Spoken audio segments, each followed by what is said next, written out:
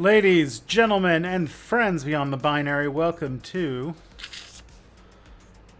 Step Back Tonight for tonight, July 6th, 2021. I'm your host, Tristan. I run Step Back and Tristan Won't Shut Up.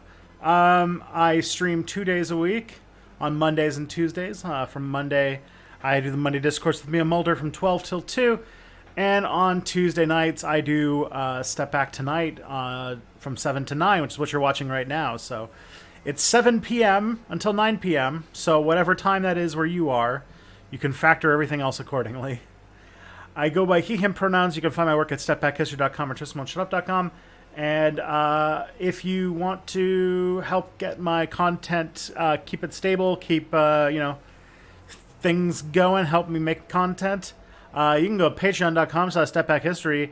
Little of was 84 cents a month for a full year. By the way, I get all the commercials out at the beginning, so you don't have to worry about this. You get videos early with no ads and no sponsor breaks. And there's some other goodies as well for people who want to pledge a little bit more to that. If you have Amazon Prime, you can actually help me at no extra cost to you. Everybody who has Amazon Prime gets one free Twitch Prime subscription every month. So you can use that on old me, and you help my channel at no extra cost to you. And if you don't use it, Amazon just gets to keep your money that you already gave them.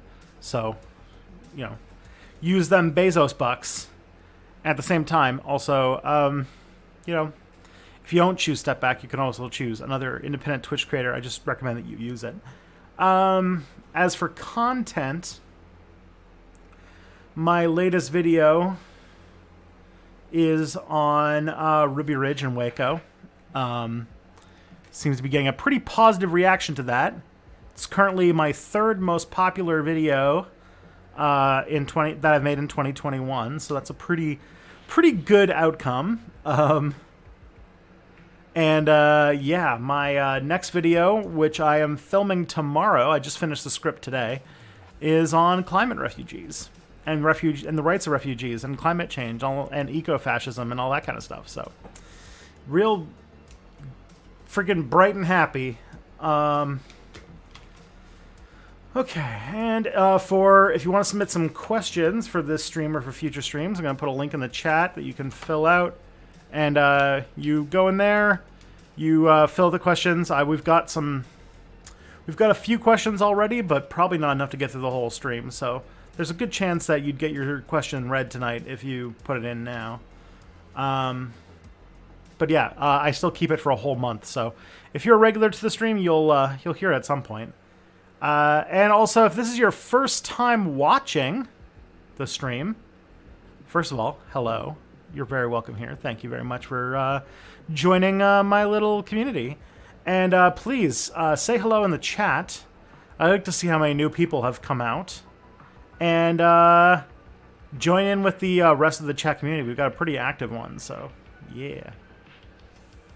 I'm the only way you learn about history. Wow, that's pretty... Thank you very much, Dragon Ball Super Dope. Much appreciated. Oh, that's great.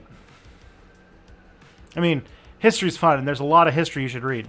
But I'm very happy that you enjoy my content. Cheers. Yeah. So that's like the opening spiel all out of the way. What's going on in the world? Today was a lot of editing, so I wasn't really looking at the news. Is there some crazy shit that went down that I don't know about? The only thing I know about is that people are saying that Steven Crowder might be dead because he went into surgery like several days ago and hasn't posted since. And then also it's kind of a meme to just like make up that he's dead, but I don't know.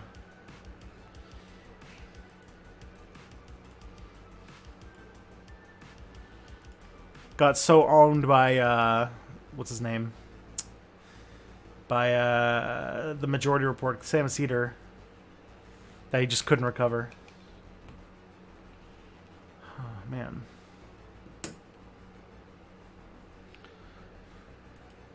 What do we got? Who's in the chat tonight? Let's see who we got. It's your first Step Back tonight. Watch a few Money Discourse, so not a total newbie. Oh, well, hello, Victoria. Nice to have you here. We got Ludlow, we got Dave, got Damon. Alrighty. Get into a bit of a quiet start, but that's fine. Let's... In my ultimate wisdom, I forgot to open up my questions file. Let me go get that.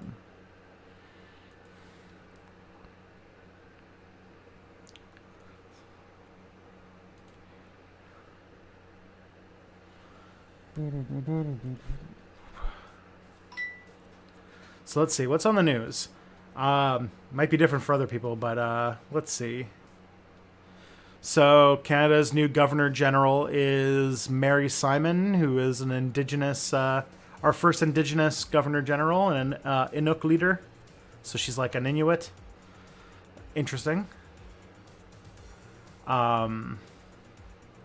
For those who don't know, Governor General is a title that is given by the Queen and the Prime Minister, who's sort of supposed to be the representative of the Queen in Canada.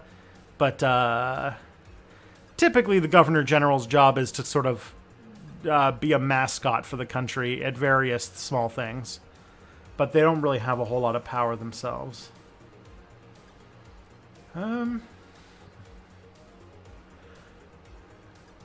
There is a giant tropical storm heading for Tampa. That's unfortunate. And like weird things like visualizing the energy consumption of the U.S. energy. God,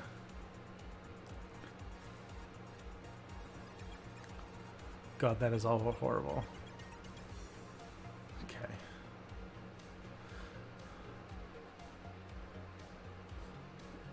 Well, looking at the news didn't help. And everyone's, seems like I'm not too popular tonight. This is fine. Alright, what is the worst PragerU video you've ever seen? Good question. I've seen a handful, because I don't typically watch PragerU videos. Still think that the one I made my video about with Margaret Thatcher was pretty bad, with Niall Ferguson. Made me mad.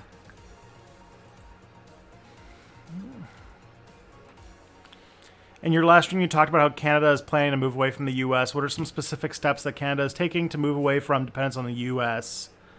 Oh, yeah. So, Kavish, the answer to that is Canada is trying to make closer ties with the European Union.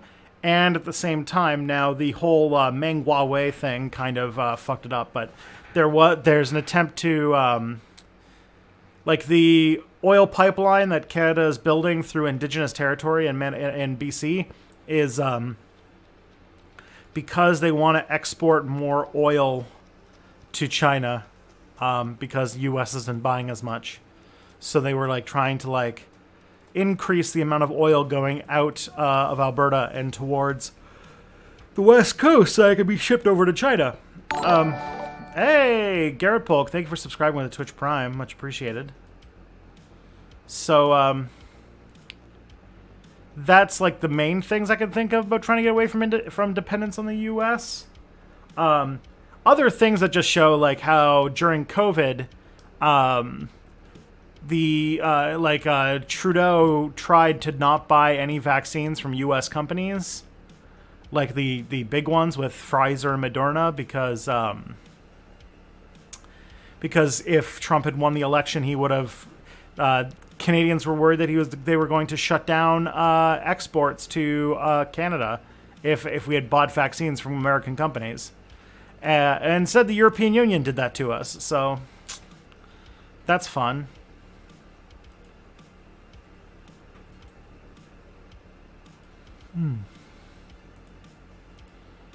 Let's see. What do I think of his book Empire? His book Empire is a fucking crock of shit. Empire is that book that's about how great the British Empire was. And I gotta tell you, it's like one of the most racist books I've ever seen published by a modern day historian. So, yeah, that's not good.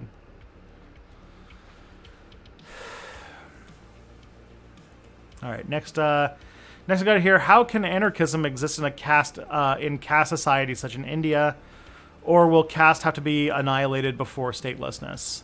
Well, Barack Gajar, I do not know the answer to that, and I think that one of the most important things about being an anarchist is pointing out that people, what's it called? That different places are going to have to figure out how they're going to manage themselves independently. Like, I don't know anything about... I'm not very well versed in how the caste system works in India. I imagine that that Indian anarchists would probably have a better answer to this than I would about how to make India a post-state society, but worry about what's going on with this whole caste thing. But I can't really answer that. Nor should I answer that. I have no... There's no way that some random white dude from Canada can figure out all of the cultural minutiae to figure out how to organize society in India.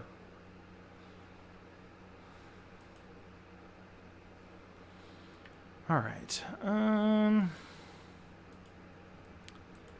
Would you live in a relatively big house, not a McMansion, but a house with 1 or 2 extra rooms that's not a kitchen, living room, bedroom, bathroom, laundry room, or office? I already live in a 3-bedroom house right now. So I'm already pretty happy. I feel like I'd be happier if we had like 1 more room.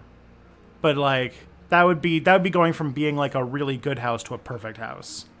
I still am very happy with our whole setup here. So I think I'm perfectly fine. I don't know. Would I live in one? Sure. It probably would end up me being out of the downtown core, which I don't really like. So that I think I would choose a better location than a bigger house. But if I was just like offered a house that was like next door and had an extra bedroom, yeah, I'd take it.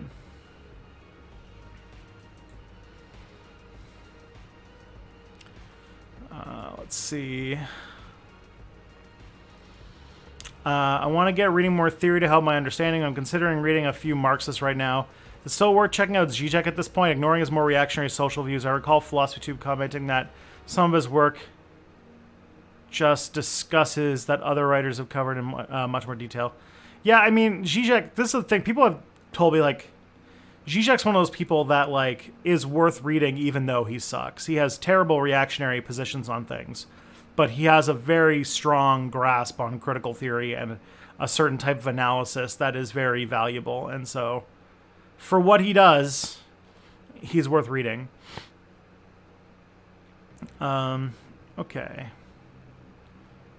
Communist and fascist dictatorships tend to end up looking similar because regardless of your aim, you kind of have the same kind of things to control a dictatorship. Is that a grain of truth behind horseshoe theory? If horseshoe theory is just about authoritarianism and that's it, then sure. But that doesn't mean that left-wing and right-wing politics are fundamentally like the same thing when you look at them. Like, authoritarianism is, for sure. But like, if you look at like the Soviet Union and like Nazi Germany, right? Like even under Stalin, the reasons for why they did the things they did and the kinds of things they did were still for like very different reasons. And one was about basically brutally trying to modernize an economy and not really caring how many people die for you to get there. And the other one was the targeted eradication of everybody who didn't fit a very specific model of what people should be to fit this like mythical nation state. So it's a different type of thing. Hey, thank you for the $2 redos, J Lord. Mike Gravel, R.I.P. Yeah, very unfortunate. He will be missed. The Gravel Institute is very much a thing. The Gravel Institute is a thing that I'm a patron of it, and I believe in it quite a bit, so I'm pretty happy But it's just very sad to see the passing of Mike Gravel. What replaces the monopoly of violence in an anarchy? Nothing is the answer. You don't need... the answer is no violence. There is no such thing as monopoly on... Like, gosh, I'm pretty sure you want a more sophisticated answer than that.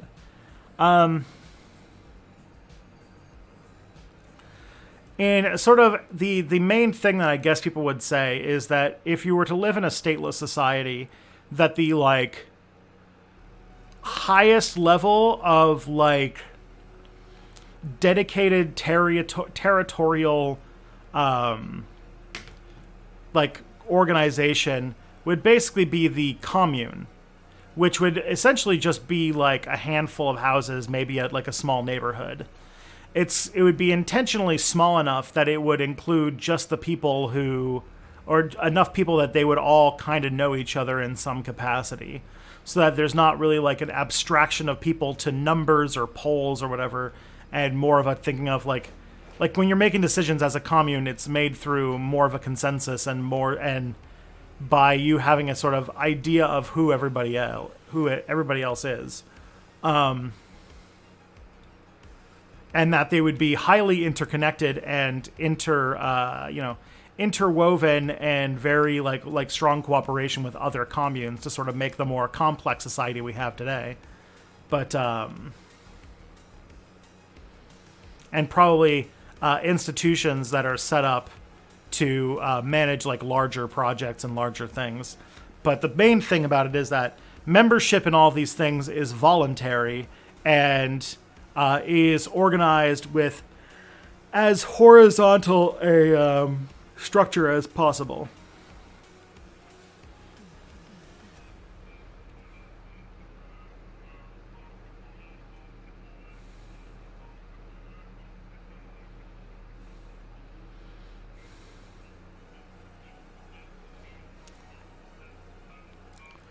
Kindness replaces... You have rights because something guarantees them, i.e. monopoly on violence. That's a very pro-statist idea of what rights are, but okay. This is so you're taking a sort of like older view of what the role of the state is, or I guess a statist view of what the state is, which is that you have no rights unless the government bestows them upon you. Unless you have police that are willing to beat the shit out of you if you're too dark a skin color for their taste, or if you have a military that is oppressing people on the other side of the world to secure resources for your lifestyle, then then you have no rights, obviously. When another person would say that you have lots of rights and the state actually takes them away, and how does violence guarantee your rights? Rights over others? Essentially, the idea is that if you, what's it called? If you don't have, weaponry to protect your resources or your right to exist, then the person with the bigger gun can just come by and take it. An anarchist would probably point out that, cool, maybe giving that to... just a few massive entities with tons of weaponry is not the way to do that, and that you can have I definitely think that smaller types of organizations like communes and stuff like that would definitely have to have some sort of security apparatus to take care of themselves, but it's but the idea is that you want to keep that as small and as distributed as possible, so that there are no more warlords or people who declare themselves the dominator of an entire continent or an entire huge span of territory, like a country.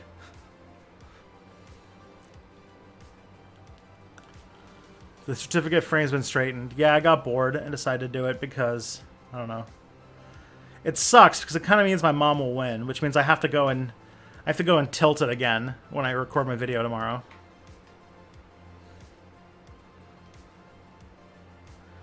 So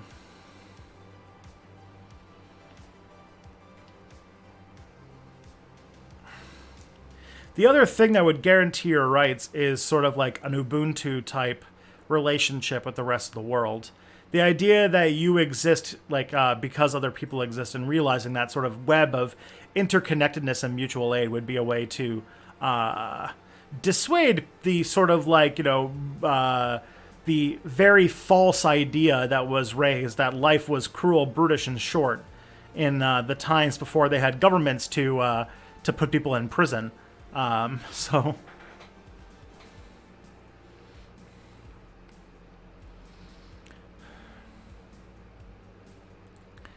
the other day I watched a Voyager episode where B'Elanna has to get some aliens to acknowledge their ancestors did a genocide. Oh yeah, I remember that episode. It's implied that the aliens killed every member of the group.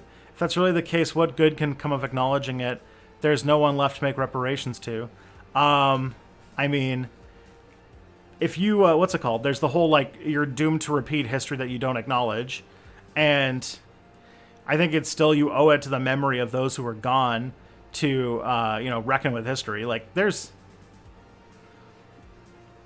a moral obligation to understand how you got to where that happened. Sort of make a lesson about the past and everything.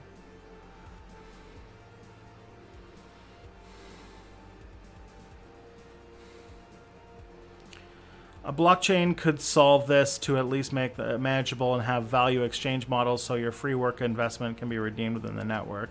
I mean, okay, but that still ends up like you're basically making like a fancy Bitcoin version of capitalism. Like it's time banking essentially, which is better than like just straight up like, capitalism, but it is I think it's still like it's still currency.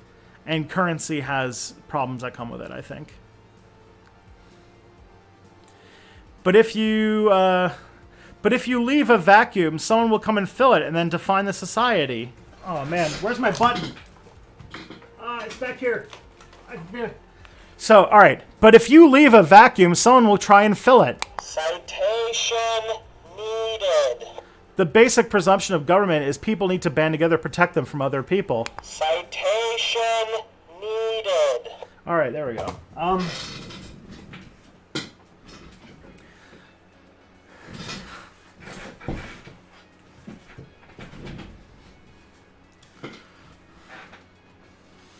Like, human beings have existed for like 99% of our time on this planet without states. Depending and like what's it called? If you really look at like the definition of state and like what a state is and its like actual functionality, states didn't really begin. Citation: human history. All right, if you want to do human history, we can go with human history. All right, so human beings have been around for approximately 1 million years. For roughly 980,000 of those years, we lived without states, in a situation that was not as white racists kind of assumed it was, which was this idea that life was nasty, brutish, and short. Turns out it's not the case. You see lots of cases in the deep past of people talking about, like, what's it called? You have, like, a lot of times of people taking care of each other. You have good signs that they lived a much healthier life than after the agricultural revolution. You have a lot of cases where they took care of people who had disabilities and who would not have been able to work in the sense that you would need in a hunter-gatherer type situation. You had a good sign that under a foraging type society, you needed a lot of territory to live in, but you didn't actually need a lot of labor. And so that there was a lot more free time and that kind of stuff. Then there was an agricultural revolution, which put in forms of dominations and hierarchies. Some people argue that the reason why the agricultural revolution, like one of the reasons the agricultural revolution happened was to literally dominate people by putting castes of people in control of the food supply. That's only like about like what 20,000 years ago that we got the first farms. I'm trying to think if I remember that.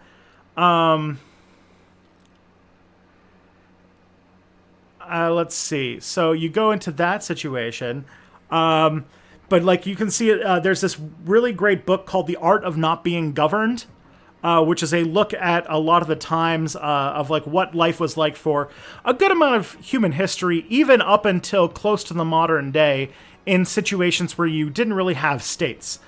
States are really actually a fairly recent concept, and I'll get to that in a second. For a lot of time, you had the metropole, like sort of like the imperial core, and then you had the outliers. Like for a long time, what people would retroactively impose as the state was not really a state. It was a warlord or something like that that sort of lived in this that violently like took resources from the workers and such. But there's, in the art of not being governed, there's this large population of the world that don't really get talked about because they didn't write books, they didn't have writing. But outside of like, these city-state type situations, you had lots of people who lived in rural places, specifically because they did not want to live in the cities. They did not want to live under the domination of kings and things like that. There's this really great like look at it where you find through like looking at the anthropological record, like the people who wrote about these people who lived in the sort of like what's it called, in like in the like not in the cities. They were like, oh well, these people are backwards. They're barbarians who don't want to, or who cannot for some reason enjoy the benefits of being in our superior society. And if you look at it, the state actually shows that a lot of these people left the cities to move into these areas and sort of escape the state. And that then like in Europe specifically, there was a guy named Martin Luther who upset the whole feudal system by putting in a new type of Christianity called Protestantism, and it led to a huge war in Europe that killed a whole lot of people because everybody's concept of governance in the state was based on this weird network of different titles to lands, but also like they felt like they were leaders of groups of people, not of territory, which led to a war, a deadly war of like unlike any other in Europe at the time. But what it ended with was something called the Treaty of Westphalia, which essentially is essentially the birth of what you would call the state, an organization that has a monopoly of the governance over a certain amount of territory, and then we also spread that to the rest of the world by killing and enslaving and murdering and pillaging the colonized people of the world, and dominating and killing and ruining and destroying and all of the effects that happens when the state enters a region where people are living and vibing and just like kind of existing, and then the state shows up and starts taking your shit and killing your people. And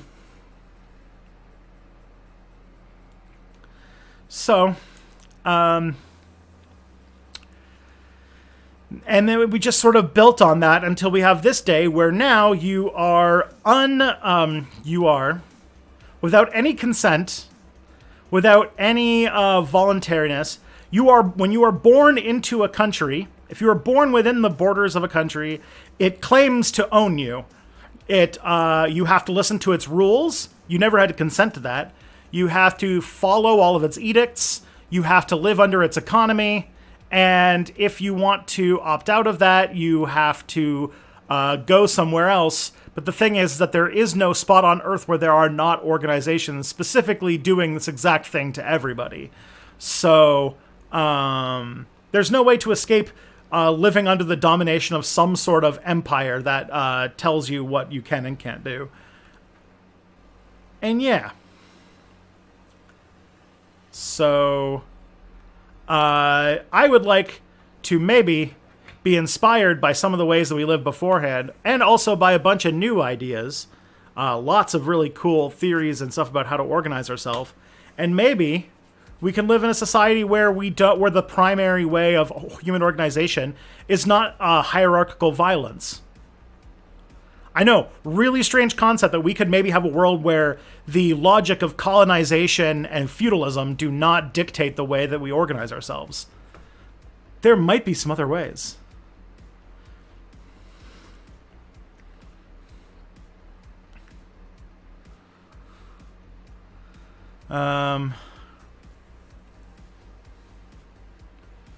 So yeah, Alexi Time, you kind of just did the like, well, if socialism, why human nature? But for anarchists. All right.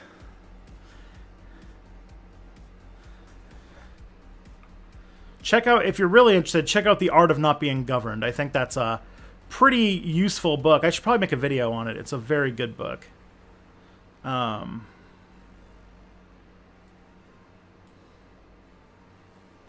Let's see.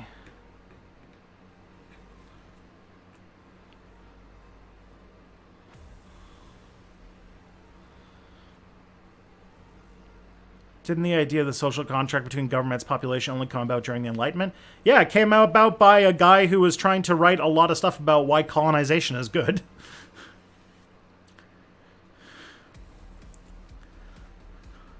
It was from, it's a social contract. It's frickin', what's his name? Is it John Locke? The whole Leviathan thing.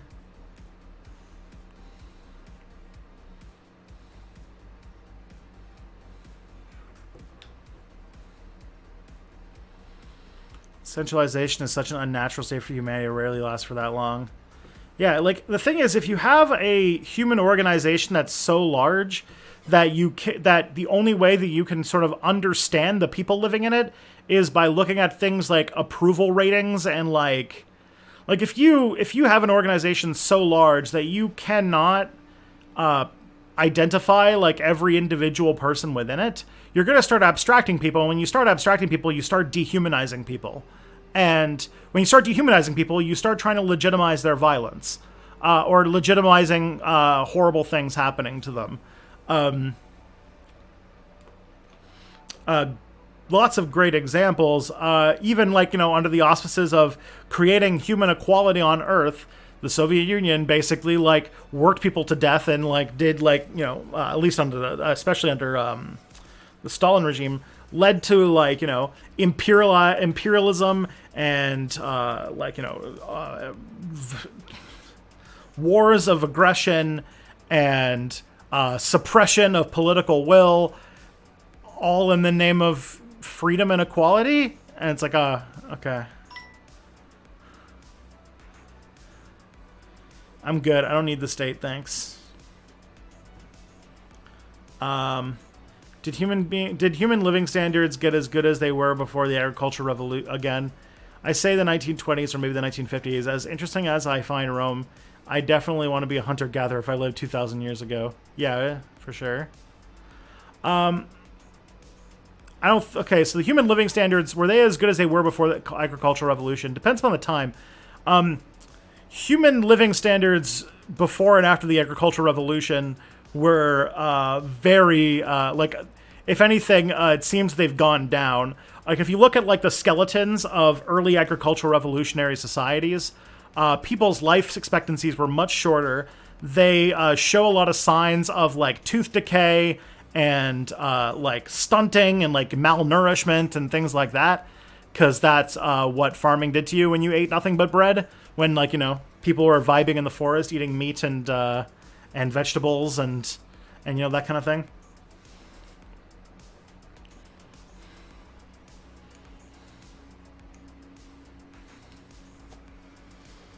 Hey, thank you for 5 more dingoes. Contrary to propaganda, well, fuel were more often benevolent than early industrial capitalists. I mean, feudalism was... If there was any, like, plus side to feudalism, it was that the state in general was very hands-off to people in the average day-to-day life. Unless they wanted to just grab you to force you to go to, like, the random other side of Europe to enforce some weird inbred person's claim on land or whatever, When they weren't doing that, they kind of just didn't give a fuck about you. And if you're a peasant, you kind of just like lived, like they had like a lot of like kind of what would basically be sort of like how an anarchist society would function. Like they had a lot of communal type living and commons and things like that at the actual like, peasant level, because their lord or whatever was actually fairly uncommonly even around. And even if they were around, they didn't really manage much in the day-to-day life of the peasantry. They just kind of took care of themselves. So in many ways, like the Industrial Revolution, like it resulted in rich people getting a whole lot more money, and it definitely resulted in some great like advancements in scientific knowledge and life expectancy with things like antibiotics and electrification and all those kinds of things. But it also was a stark like decrease in like the average quality of life for your average worker, because working 14-hour days, 6 days a week in a factory is a much less nice job than, just farming in the middle of nowhere.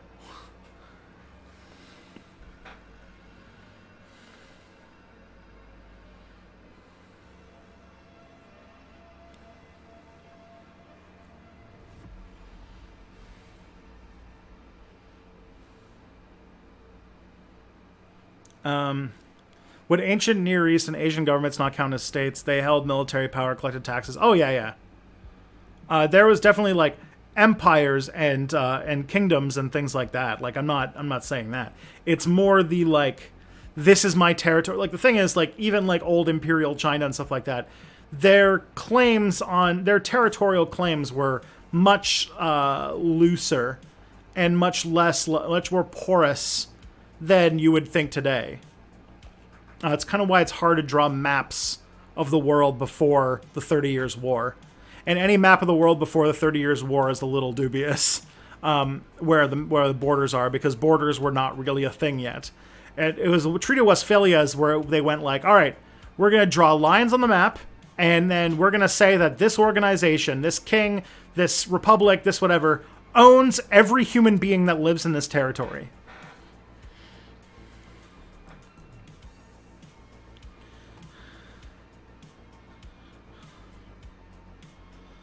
Alright. That was a good story of the world. Would you ever talk about most stateless societies that colonized America? The almost stateless societies that colonized America. I'm not sure what you mean. It was Locke, okay.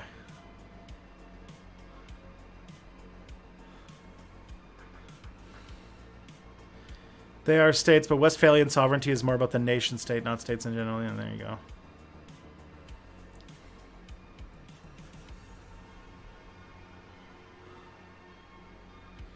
Even in the absence of a state, wouldn't there still be rules you'd want to impose on other people? Like, I don't think you should start to set up a commune where rape is okay.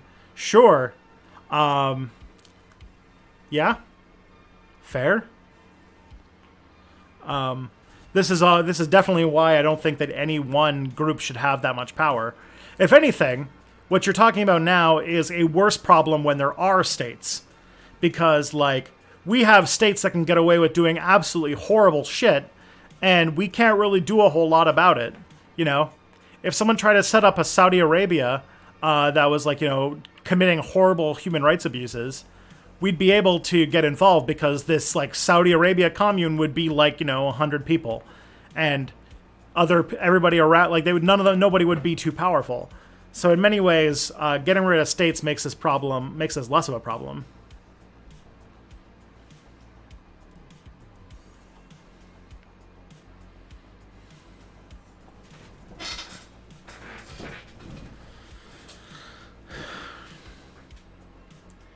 Under feudalism, the ruling class had way fewer tools of populational control and coercion than eras like ours.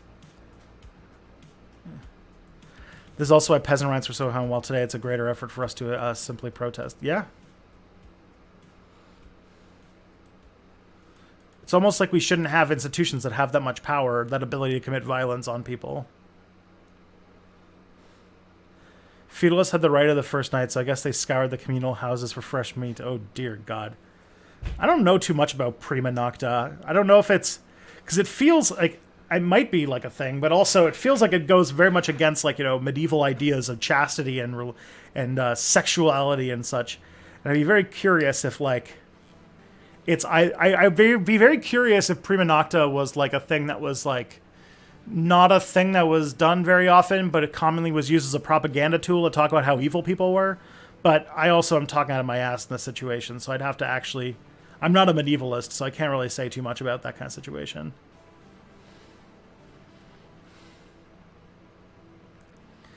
Are you familiar with the semi-anarchist society known as the Cathars? They were in southern France, I think in the 800s, and they got oofed by the Third Crusade and exterminated away. Yeah, I know a little bit about them. They were sort of this belief... They sort of had this belief that... that Satan and God were of equal power. And they were basically branded... Because of that, they were branded heretics. They were kind of like... It sounds almost like a Gnostic-type belief. But, they were what's it called? A lot of what I know about the Cathars, I learned because of an Iron Maiden song called Montsegur, which prompted me to do some research when I was a teenager. Oh, man. The gates and the walls of Montsegur, blood on the stones of the citadel. Man, that takes me back. I don't think I've heard that song in over a decade. Hey, Jade, thank you for the $10 super chat dollars. Much appreciated. Happy Tuesday, fellow nerds. Hey, Tristan, I'm reading The Dispossessed right now. Good book. And I think it's your fault. Have you read it? And if so, what are your thoughts? I liked it. It takes... The thing is, I think I'm going to have to read it again. I read it as an audiobook. And The Dispossessed is one of those books that really doesn't work for an audiobook because, for anyone who doesn't know, The Dispossessed is a book by not Octavia Butler, Ursula K. Le Guin. And the thing about it, though, is it basically is about this person who lives about half of their life on an anarchist planet, and then leaves and goes to a planet that has states. And the thing, though, is that the way that the story is told is that, like, you have, like, one chapter that's telling the story about him living on the anarchist planet, and then another chapter will be about him living on the other planet. So, like, you switch between two different times, and very often that can get confusing. Probably, I read 2 books in a row with audiobooks that were very much, like, not good for this kind of that kind of reading, because with audiobooks, it just keeps going. You can't go back and reread and stuff like that, so you can get lost very easily. And I read The City in the City by China Mayville, and I read The Dispossessed. I read those 2 back to back, and City in the City is also like a very like cognitively weird book to read, and so I think both of them I'm gonna have to read again.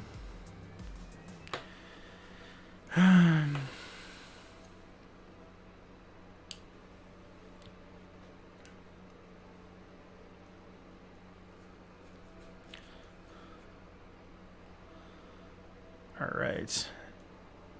Any opinions on direct democracy in Switzerland? I don't really know too much about how it works, to be honest. I'm curious about it, but I haven't, like... Right now, all of my, like, curiosity energy goes into, like, the frantic pace I have to research all my videos, so...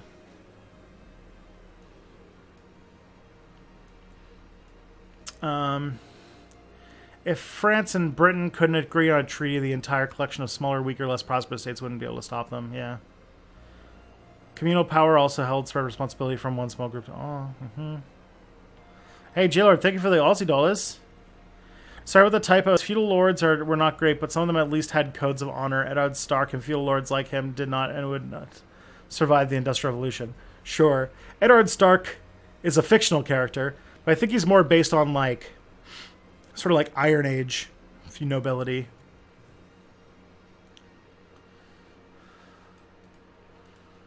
Which was a bit different than, like, the late Middle Ages.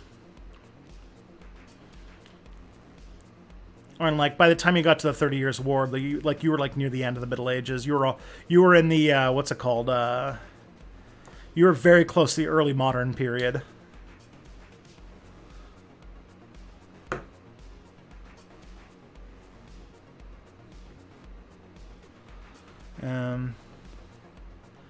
Feudalism was limited by tech, but Saudi Arabia does feudalism with tech just fine. I would never want to live there. Me neither. Prima Nocta is a myth, yeah.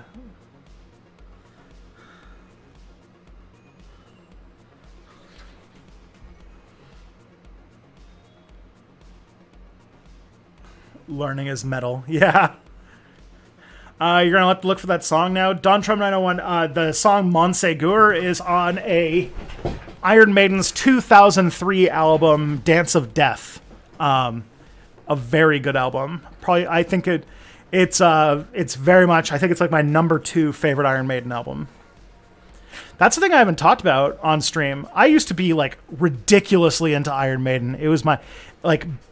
If I were to tally all of the concerts I've been to, Iron Maiden would be number 1 by like a huge amount. I used to like never miss when Iron Maiden came to town. So every time they were in Toronto, I would go see them.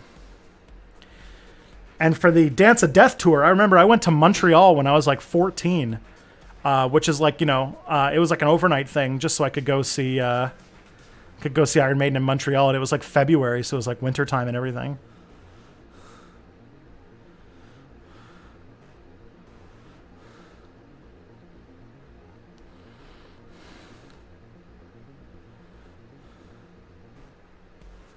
Bury my head at Wounded Knee, an Indian history of the American West. That sounds good. I think I've heard of that book. Did you read the Graeber-Wensgrow essay about the fallacy of social evolutionism? Is that the right term? And do you know if there's a new book coming out written by Graeber's? I did. I've heard that there's a new book coming out. That I guess it was the book that Graeber was working on when he died. But yeah, it'd be great.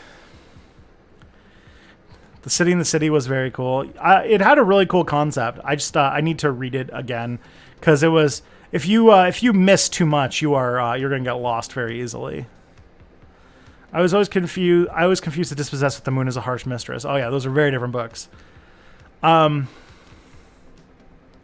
learned my lesson through those 2 audiobooks that I don't think I can do audiobooks for novels. So I think that fiction I gotta read the words, Right now I'm reading a book called, oh my god, what is the name of the book I'm reading? That is sad. I think it's called The Kingdom of the Crescent Moon or something like that. It's a book by Saladin Ahmed. And I don't remember what his book. He wrote like the first arc of Miss Marvel. But he wrote a novel, Throne of the Crescent Moon, which is sort of like what if The Witcher, but it took place in like the Middle East. It's essentially what if The Witcher was a old fat wizard and it was, and also everything else it took place in a place that was inspired by the Middle East instead of like generic European stuff. What's Eddie Stark from? Eddie Stark. What's it called? It's Ned Stark from Game of Thrones. Who are my favorite content creators? Who? Here, I'm gonna answer these. I got a super chat. I'm gonna answer that, and then I will get to you. Hey, I love your history, if not your politics. Neil Stephenson's Baroque cycle is great historical fiction. Cheers. Well, thank you, Alexi. All right. Who are my favorite YouTube content creators? Let's find out. Yeah, Alex, sorry I got worked up. That's just me being a goofball. I need to learn how to, be more patient with people when you are just, text. Try to think of creators right now. Like I'm assuming you mean like political content creators, because like I watch a lot of D&D shit. Of which like I'm watching a lot of Dungeon Craft right now. But like let's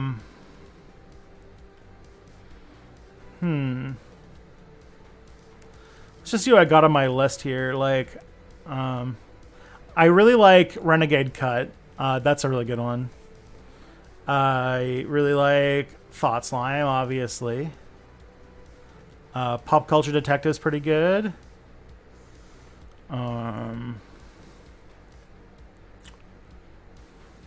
Me, Myself, and Die. That's a solo RPG playthrough podcast. That's very like kind of under the radar that I like quite a bit. The Gravel Institute, Maggie May Fish. Just looking through the people who like I get. Oh yeah, internet comment etiquette. I find very funny. And Jesse Gender. Yeah, I feel like that's a good collection of things that I'm into. I was obsessed with Eddie the Mascot. Oh, who couldn't be? Eddie fucking rules. Drew Eddie all over. I had a guinea pig named Eddie because of him. And I also drew him a lot in like my, notebooks when I was a teenager.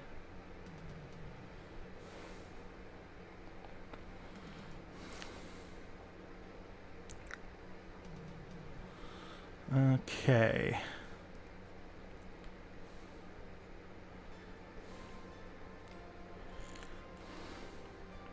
Why did Le Guin opt to depict an anarchist society going through such hard times? I kind of feel that it was a counterproductive thing to do if you're an anarchist living in a hyper-capitalist society. I don't exactly know why. My guess is that she wanted to have that whole storyline about like going through situations with the sort of like collective sacrifice and that kind of stuff, because like the main theme of the book is about the guy refusing to do the collective labor that needs to be done in a situation because he basically was obsessed with his own theories on things, and so he abandoned his people. Which, yeah.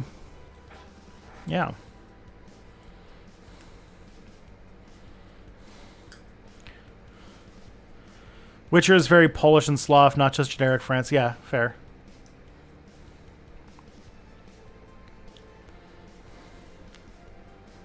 Mexi's pretty good. Positive Leftist News, best YouTube channel.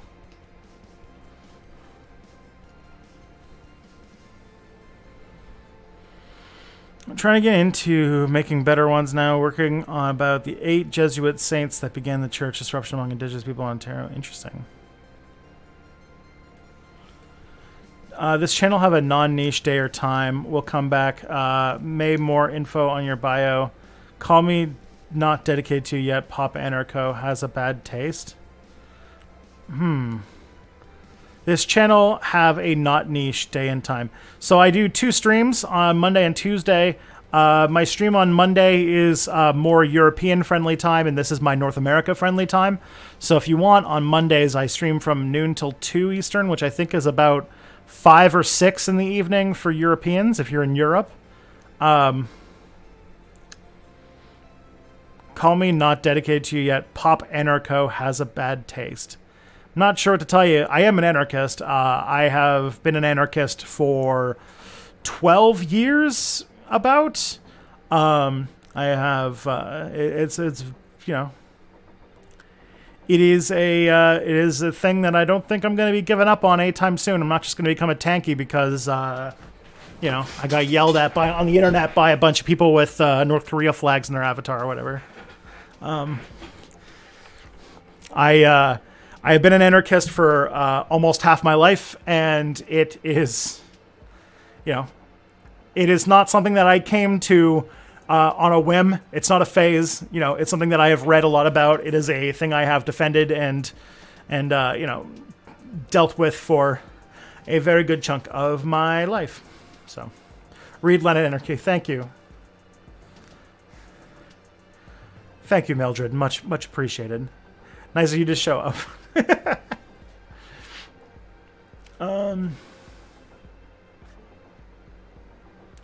The Saint Say is one of my all-time favorite books. Yeah, you see, the thing is, okay, I read 3 novels in a row with audiobooks.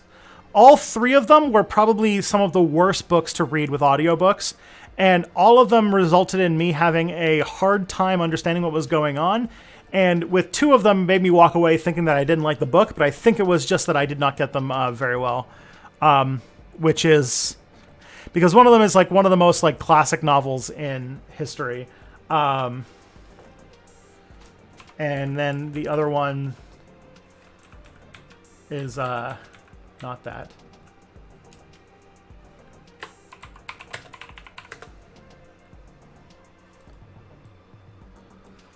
Because yeah, I read, because also I read back to back to back 3 books. I had 3 books that were all very weird when it came to time and non-linearity. Like,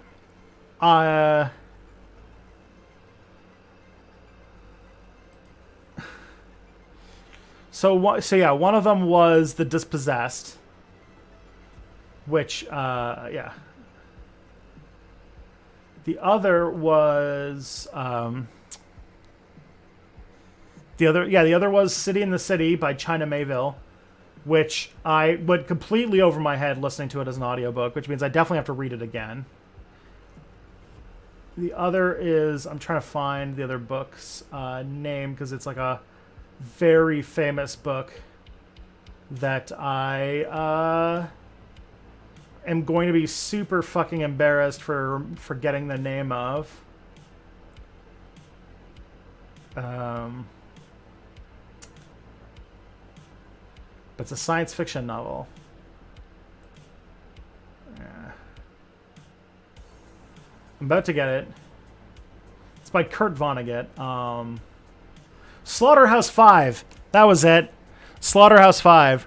I read Slaughterhouse 5 last year. And that, as an audiobook, also confused the fuck out of me because it's also a non-linear... It was one of the 3 books I read in a line that were all fucking around with like non-linear time and stuff like that, that if you read as an audiobook is very confusing.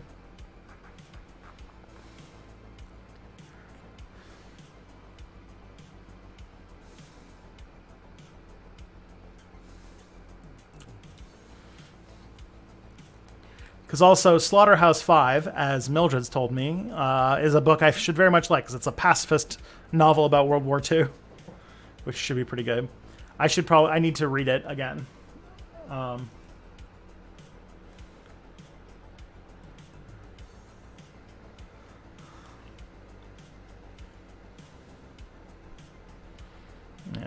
As I fully support your anarchism, will you please try and get the anarchist UPC barcode tattoo before I turn Muslim Mecca to dust?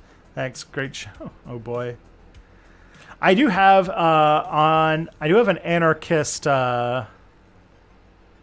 what's it called? I have an anarchist symbol tattooed on my back. So I do have an anarchism tattoo. Kind of. It's also a step back tattoo. It's also a communist tattoo. And it's also like a shit posting Warhammer 40k tattoo all in one. So, you know, I'm very proud. And it's also massive. And the first tattoo I ever got, it's a bit of a mess.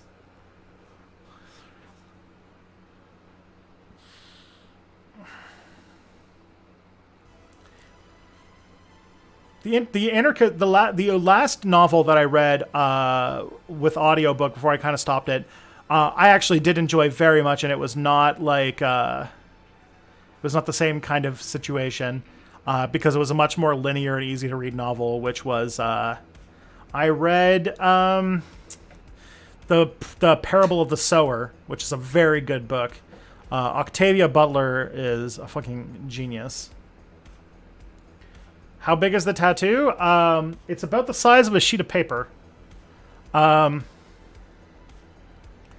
think I can probably show you. I think I have a picture of it somewhere on my computer. Because I would show you in person, but I'd have to take my shirt off, and I don't think that's a thing anybody wants to see. But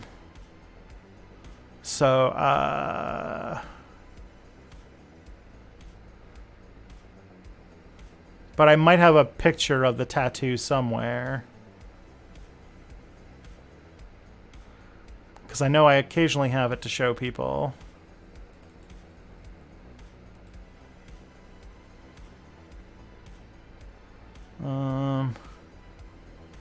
It's funny now because I've had it for so long that I forget that I even have it. Okay, I don't have a picture of the actual... I don't have a picture of, like, the actual tattoo, but I have a picture of the drawing that the tattoo was made from. Because I got Scutch to draw it. So... Parable of the Sower is so dark, I cried at fire. Yeah. Freaking, Parable of the Sower is probably the most... Parable of the Sower is probably the most accurate dystopia book that I've ever read. Yeah. So I'm going to show you guys the picture. I have it on my screen right now. Let me just... So this is the drawing. I got Scutch to draw for my tattoo. So this is what I have etched into my back. It's actually like not colored on my back though. I got the lining done, and then the pandemic happened, so I never got to get it colored and shaded. Yeah. You ever saw Crout T? Wasn't he just like one of those like racist channels for a long time? So to kind of give you a tour of this tattoo, it's an orc, which is fun, and it's got the Step Back logo with World War I and World War II, and I guess theoretically World War III skulls up here to kind of portray the history there. Then we got, this guy's got hammer and sickle on his side here, the big A, kind of a black and red look, and yeah, it's a very fun tattoo. This thing, what's it called? When I showed it to my tattoo artist, she was like, this is, her name was Ferg, and she was great, but she was just like, this is the coolest fucking thing. This is metal as shit. All right, let's do this. And she was very kind to me because it's the first time I'd ever gotten a tattoo, and it was the first time I'd ever gotten a tattoo, and I got like a humongous tattoo in one of the more painful places to get a tattoo. So it was a lot. It was a lot. I went home after I got that tattoo, and like I had to shut down because like my body was going into shock. Because getting a tattoo that's like 8.5 by 11 is a lot. It's like what's it called?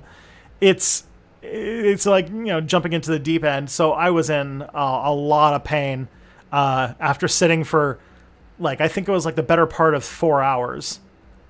Just like with that, I don't know. If you've ever gotten a tattoo, you know what it's like to get a really big tattoo, and on your back, it's like the back is like one of the harder places to get one. Did you do it all in one session? I did not get it colored. I got it. It was what's it called? I only got the lining done. I haven't gotten the coloring done. I might someday if I ever feel like I want to spend $1,000 on getting it colored in. But yeah. Does it cross your spine? No, it's mostly on this shoulder blade. With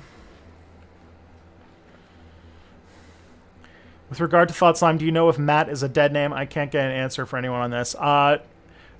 Not really.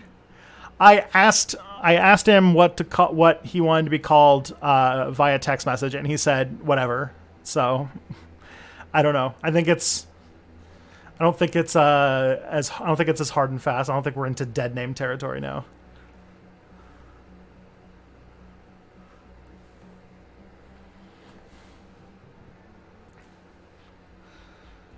All right.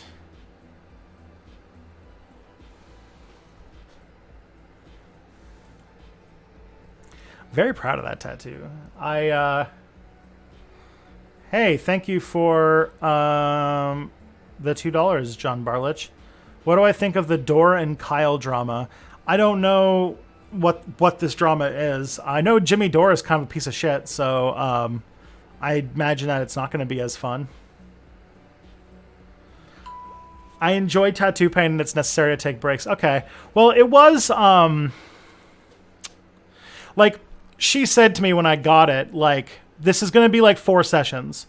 Like, it just has to be. And so we did, like 1 3-hour session where she did all the lining. And then I came back later. But it was July, so it was also very hot. It was a whole thing.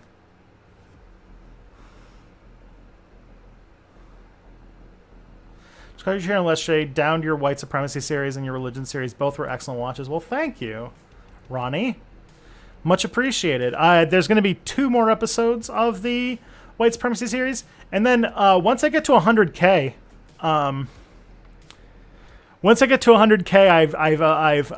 that's like the one thing that I've been like laser focused on for almost 6 years now.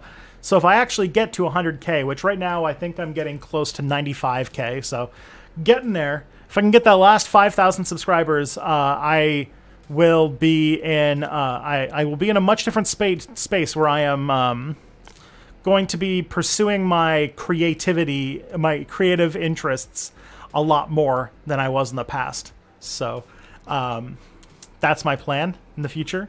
I'm going to so I might actually return to the religion series, because a lot of times like I've kind of switched a lot of my content lately because I've been wanting to focus on growing to 100K, which means that people wanted less of like the straight up history videos and wanted more of like sort of like editorials and stuff like that. So when I get to 100K, I will probably do more stuff. I'm gonna do I got to do all the Patreon stretch goals that I haven't done. I have a lot of stretch goal videos I need to make about.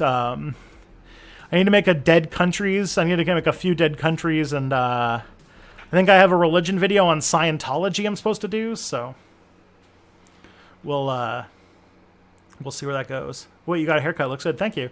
Also, I want to do a real big shout out to Grant Selly, who's training a neural net while watching my show. That's awesome. Thank you. I mean, that's really cool. I love artificial intelligence shit. How was TS presenting at my D&D?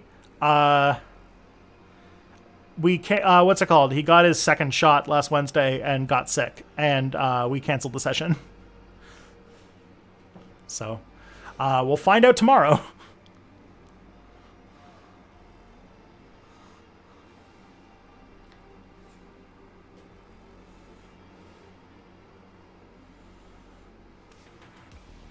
The only tattoos I've gotten have been permanent lipstick and permanent eyeliner. The permanent lipstick was sadly not as permanent as I wanted it to be. Wow. Permanent eyeliner sounds like the scariest fucking tattoo in the universe. Holy shit. How did you survive that one? I would be terrified.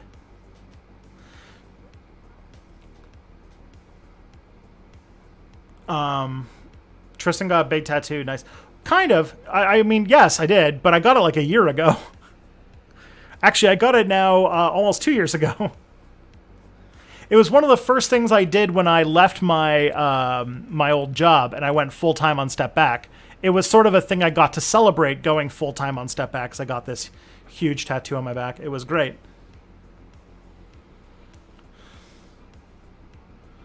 Been obsessed with the Vietnam War since I watched Doctor. Cool.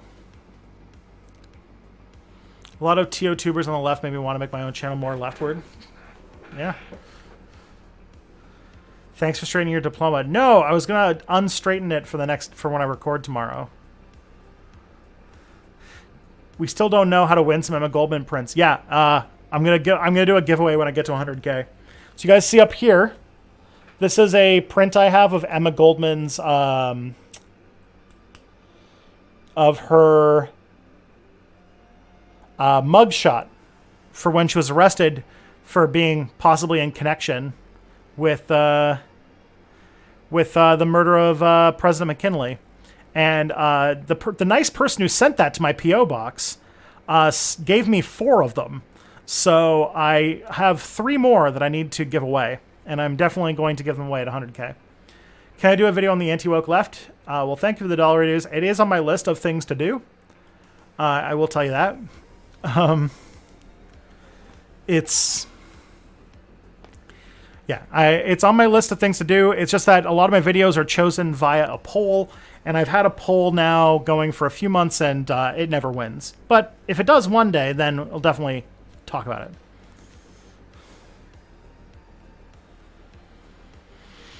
Which do you think would be cooler to have as a companion, artificial intelligence or artificial consciousness? Oh.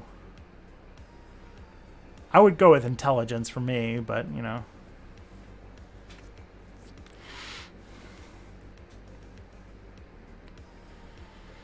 A friend of mine just got a tattoo machine. Been thinking about offering myself as a guinea pig. Oh, fun. Tristan, what's the motive anyway? What's the motive? What do you mean? Motive for what? I'm generally fearless about handling my eyes. I used to have scleral contact lenses. I also had LASIK done with a flap cut conscious, so I suppose I was acclimated to it all. Fair. Oh boy. $2 super chat. Thank you very much, John Barlich. Thank you for that. What do you think of sock dems? I mean, somebody once said in the chat that social democrats are basically Catholic liberals. They're just liberals that have a sense of guilt about the things that liberals want. I don't know. I mean, like, social democrats confuse me in a lot of ways, just because it's weird to have enough of a systemic understanding of the way things work to realize that you need to have all of these programs in place in order to make our world a better place.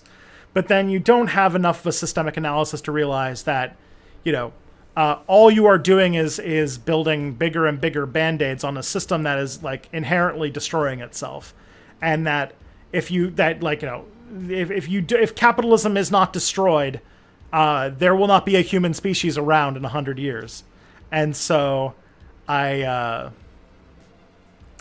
don't understand how a lot of social democrats come to the conclusion that we need like a strong welfare state, we need, you know, strong unions, we need healthcare and all those kinds of things, but then don't realize, like, man, I really wish I understood why we have this system that creates such a huge amount of people that like desperately are in need of like the basics to live, to the point where the government has to constantly be intervening.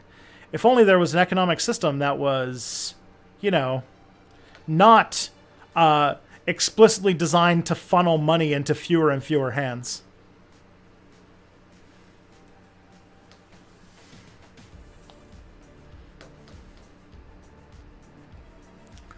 Any chance for a Battle of Blair Mountain for the 100th anniversary this year? I don't know.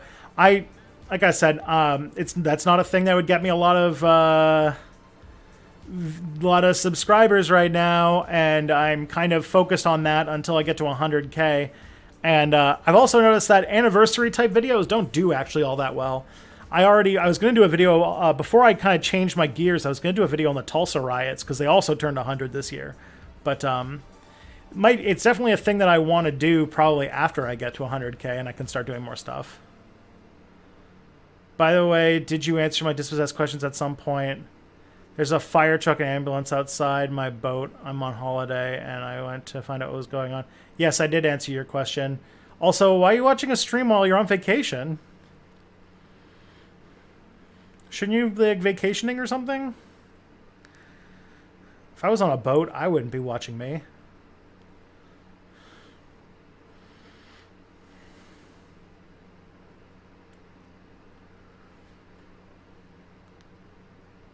My stab artist drew his own design for my hand tattoos. How can the left win in a postmodern society? Don't know. Good question.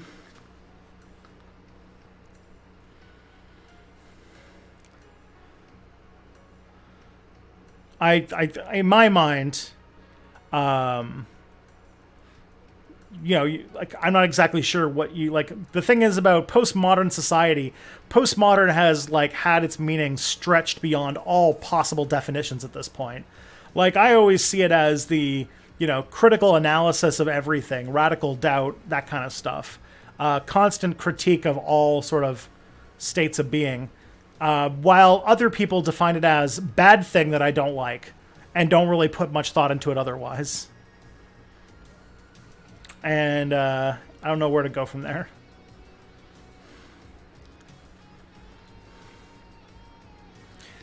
What's it called? For like the shitty, like, for shitty internet people, like postmodern was back in like the peak Peterson times, postmodern was like the critical race theory of that time, where nobody knew what it meant, but they invoked the term to basically just mean bad thing that I don't like. How long are these Tuesday streams normally? About 2 hours. So I got about 45 minutes left of this stream.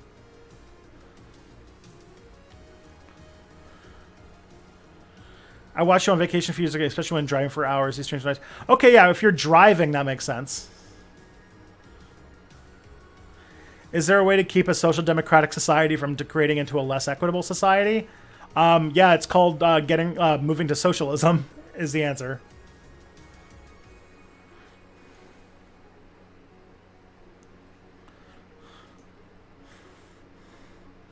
Framing it as Kyle Dorr drama carries an inherent bias because it was a Dorr TYT drama first and foremost.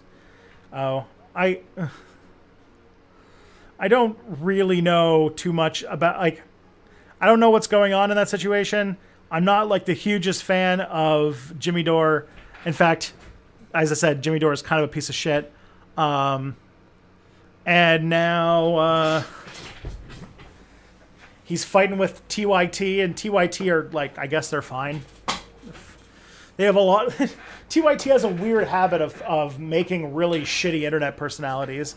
Aren't they responsible for making Dave Rubin and some like other weirdo? Aren't those like? Isn't there like several shitty people who got their career started on TYT? And Jimmy Dore is just the latest to be a shitty right wing grifter off of TYT.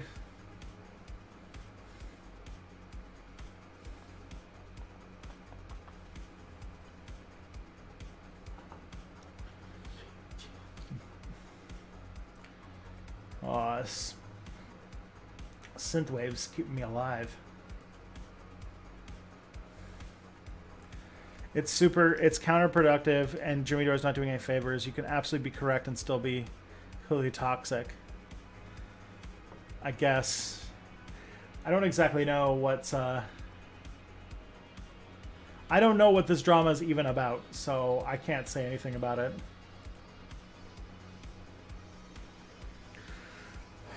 Any good starting point for Russian 20th century history? No, I can't give you an answer on that. I'm not really an expert on Russian history. I don't really know anything about Russia. At some point, I'm going to have to make a video about Russia, because I have both a plan to make a dead countries on the Soviet Union, and I promised in my Patreon stretch goals to make a brief history of Russia. So I've got to do both of those at some point. But Jimmy ain't right-wing, likely is a grifter. I mean, okay, he ain't right-wing, but he now is like best friends with fascists. So I don't know. Depends upon how you take that. I used to be a sock dem because... Oh, thank you, by the way, Jade, for the super chat. I used to be a sock dem because I believed in the art of the possible. Before I lost all faith in government, I feel like a lot of sock dems were just anarchists who haven't had their hearts broken yet. Fair. Fair. I was probably a social democrat until I was probably a social democrat until Obama, basically. Obama getting elected and then completely just, letting all the bad things continuing and getting worse. That was sort of the thing that broke me, and I was like, okay, yeah, the state's not really going to help us in any real capacity, is it? So, the drama's about Jimmy Dore sexually harassing Anna Kasparian when he worked at TYT back in the day. Kasparian came forth with it recently, and Dore not only completely denied it, he humiliated her on his channel by explicitly describing how he did it. Oh, fun. Well, in the case of that drama, it sounds like Jimmy Dore is further entrenches himself as being an absolute piece of shit. I'm glad he lives up to his reputation.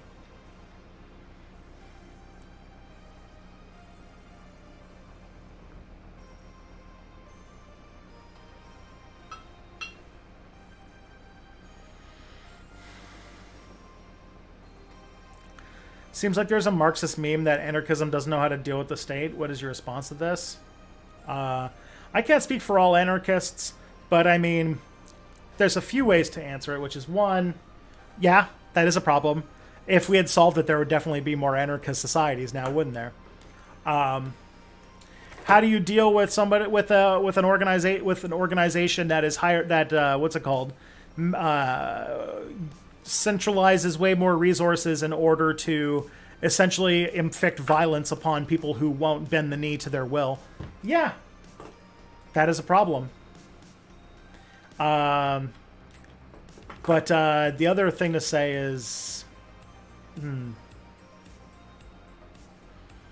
the other thing to say to that is the state doesn't, or anarchists don't necessarily need the state to be gone in order to make progress on things.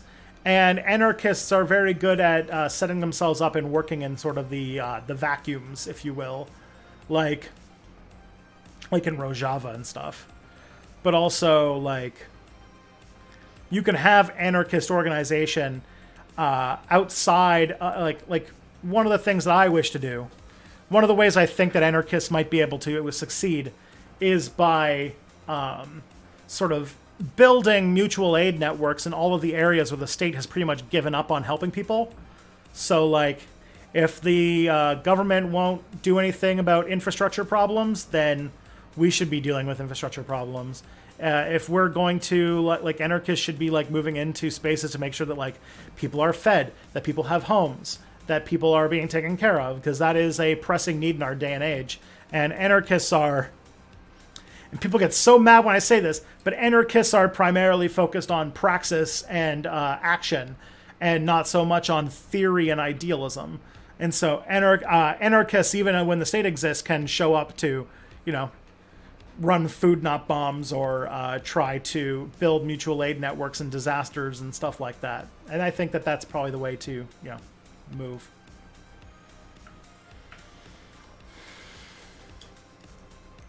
TYT gave us a bunch of internet personalities, shitty internet personalities, but also Ken Klippenstein, so I guess it's pretty neutral on balance. Yeah, Ken Klippenstein does right the balance quite a bit.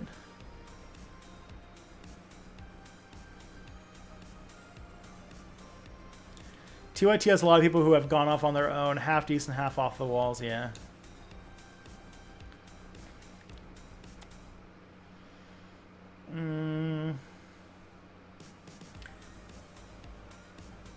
Have you heard of Actual Justice Warrior, and did you see the video response that to you that he shared on Twitter? No. I haven't heard about any of this. I don't know who Actual Justice Warrior is.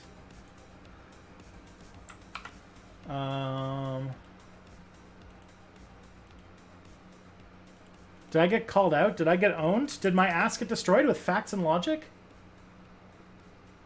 That'd be fun.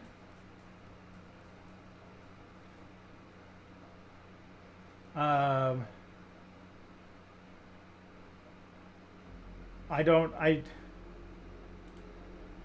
don't know who this is. It seems like, okay, it's like a Cartoon Rabbit internet reactionary. Fun. Cool. Cool. Interesting. So this is like an internet fascist, okay. Or whatever, like an anti-SJW reactionary weirdo. That's fine. That's fun. What did he get mad at me about? Let me find this.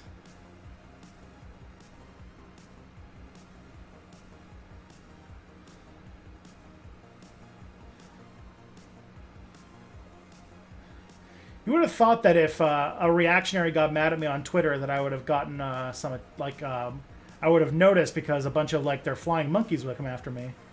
But whatever. In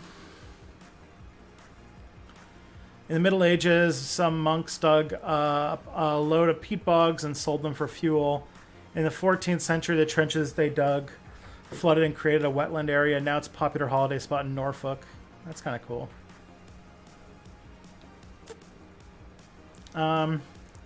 Any suggestion for arguing a primitivist away from believing advanced societies will collapse and technology inherently alienating and harmful to our psychology? So here's the thing, Ishka. You're asking the wrong person, because while I disagree with a lot of anarcho-primitivist beliefs, I don't disagree with them as much as most other people do. Like, there is a reasonable case to say that technology does create social alienation, is harmful to our psychology. It also is integral for building a society that everybody can equally participate in, and one where we live long enough to reach an age. I like our life expectancy being high, and I'd like it to get higher. But also, I'm not a rah technology person, at least not usually. So,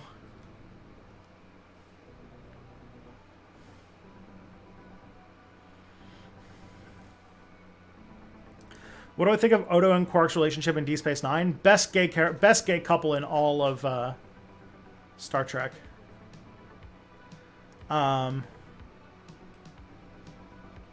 Much like here, as an indigenous person, I have no idea what political identifications mean, and find myself here and feel like Tristan describes much.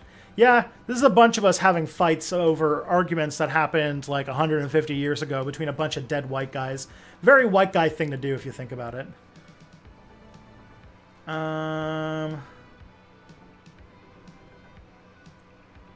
considered going on stream with Vosh before? No. The less I would have to do that, the better. I gotta go and find this, So, you said it was a video, right? That is a response to me? So let's see. I make YouTube videos, produce the Stop K-12 Indoctrination series for the David Horowitz Freedom Center. Oh boy. Let's see where this is. Still in cigar.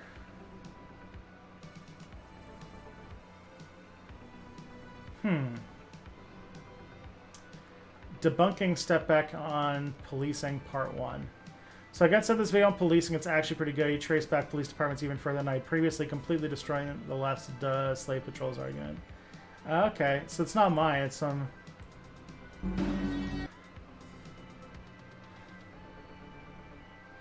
I don't really want to... It's a 20-minute long video. I'm not going to watch this shit.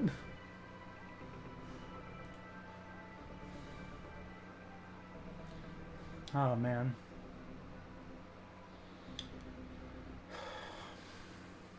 Part 1.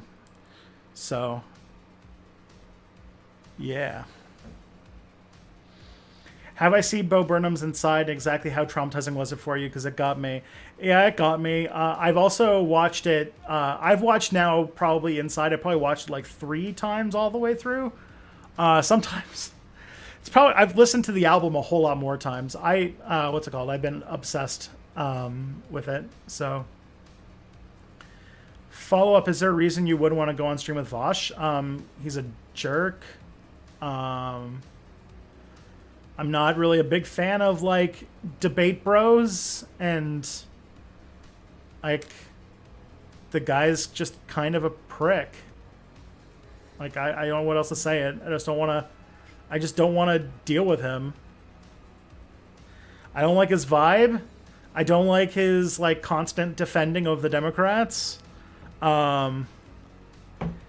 He shows a lot of signs that he does absolutely zero research on the things that he talks about, and he is the ultimate Twitch streamer, Twitch stream politics guy who like reads the first paragraph on Wikipedia and all of a sudden thinks he can like Dunning-Kruger his way through political discussions, and it's like, okay, I don't.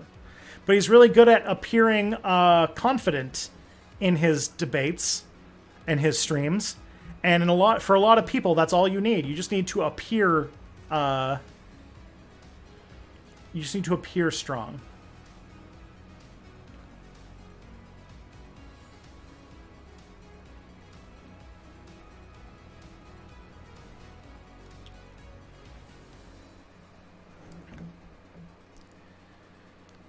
So that's the main thing. Like, I wouldn't like. I don't like Twitch debates in general. And Vosh is like the most Twitch debatey of the lot, I think. Did I see a Narco Pax appearance on stream? No, I don't watch it.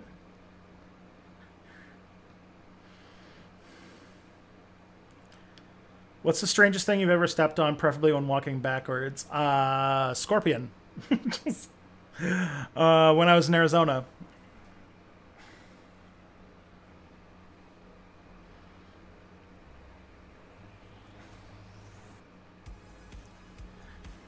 Stung my shoe.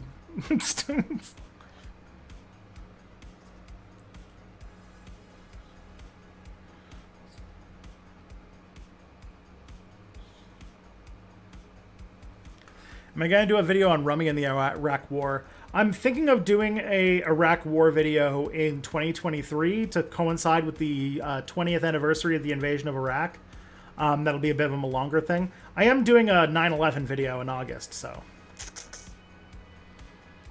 Does Odo being a bad person make him a bad character? I really like Odo as a character, but I also think he's an authoritarian shitbag. Yeah, he is an authoritarian shitbag. His character is very compelling, though.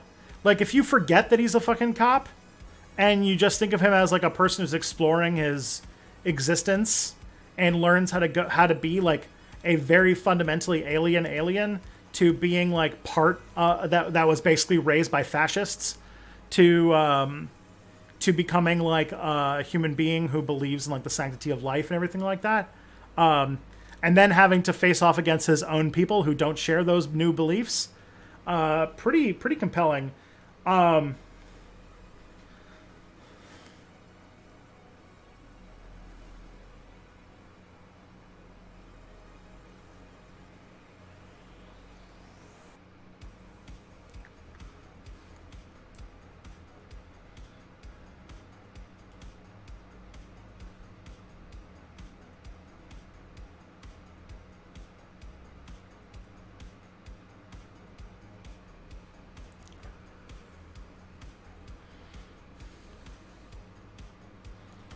The note on the Twitter thing, by the way, the note on that is I typically don't watch response videos to my content. I don't want to. I have no desire to. And all it's going to do is make me either frustrated or upset. So I don't usually. I thought Odo did what he did just because of Kira. Maybe. I mean, I think he could have been written better. Like, there was definitely a lot more thread to pull on with Odo than they did, because I don't think he my guess is that from what I can guess about the show is that he probably didn't test very well, because they didn't really give, like, there wasn't really a lot of Odo episodes compared to other people, which makes me think that he wasn't very, like, that the either the writers didn't have a lot of fun writing him, or that the that, like, you know, the Nielsen ratings or whatever, the test audiences didn't find him all that compelling, so they sort of didn't do too much with him. But I feel like they could have done a lot more. But even then, even so, the content we did get was pretty good. Like, but yeah, a lot of the times what he could have done, what they could have made a bigger character arc, they kind of just cheapened by his connection just being to Kira. That is true. Kira, the character who did nothing wrong.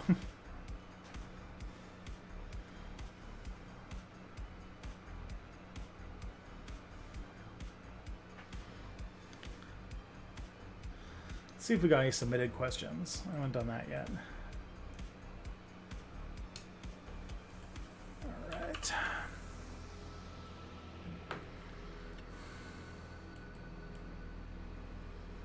Bomb.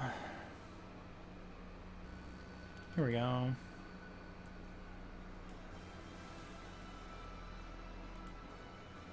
Let's see. It's a Monday Discourse question. What are some of your go-to sources for Canadian, Ontario, and non-Ontario Canadian news? Typically, if I just want to know what's going on, BBC. Rabble.ca is probably the other place where I go for, like, more editorial content. But CBC is, like, probably my most go-to source. They're, like, you know, they are what they are. I'm not going to trust their analysis. It's usually pretty shit. But Canada doesn't really have any great... There's no democracy now for Canada, really. Except for, like, maybe Rabble. And so, Rabble's pretty decent. How do you defect capitalism in a hyper-real world? I wouldn't even know how to start answering that question. You're a fan of Emma, so what do you think of ego comms and anarcho-egoists? Yeah, I don't know.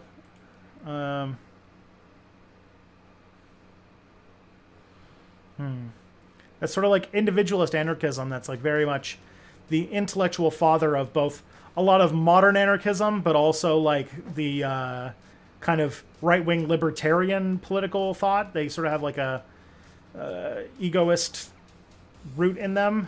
I definitely think that there's like stuff too, like individualist anarchism, but like straight up like egoist anarchism, like what's his name? Like Stirner, not Stirner. What was that guy's name? Yeah, Max Stirner. Don't know what to think about Max Stirner.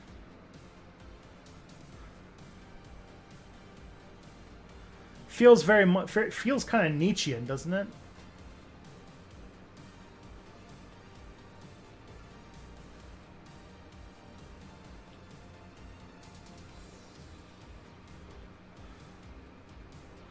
TYT appeared on Aaron Mate and Anna Kasparian, decontextualized a sexually misappropriate action from 7 years ago after Dore started attacking TYT for its lackluster pro-government spin.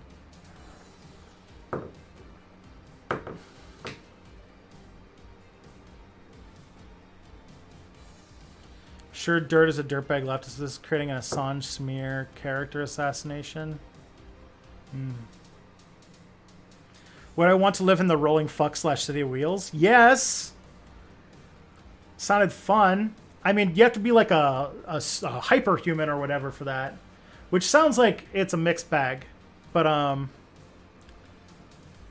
is Stirner the guy who entirely rejected morality? I thought, yeah, wasn't he like the self is sort of the authority above everyone else's, or I don't know. Max Stirner doesn't Max Stirner's doesn't show up in a whole lot of like, you know, like in many ways, like if you think about the moment that he was talking about in, like the thing about Emma Goldman, what she like took from Max Stirner was ideas that were more about like rejecting the quote, what was quote unquote the morality of the day. But the morality of the day, if you remember, was extremely misogynistic and had a very like the thing about Emma Goldman is that she was super into like free love and polyamory and like very much about like, you know, feminism and women's rights and that kind of stuff. And that was something that was more in individualist anarchism than like, you know, the typical anarcho-communism. What happened to Tristan Won't Shut Up? I feel like you shut up. The main thing that happened is I realized that I could just make what I would make for Tristan Won't Shut Up videos.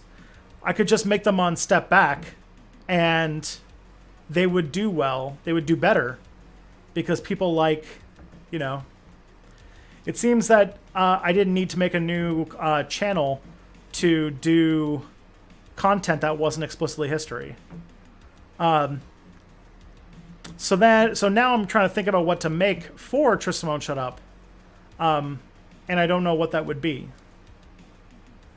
In some ways, I think that I might want to make like some like more media stuff, but then I'm like, why the fuck would I talk about media when like I have taken like 3 English courses and like they were all literature or journalism classes. So like, what the fuck do I have to say about Star Trek or whatever that would make that people would actually find interesting that would be anything novel? Like I don't think I'm a Maggie Mae Fish. I think you have to like, you know, it's kind of insulting to think that I could do something like that without any training or research or without the like, you know, training necessary to do such.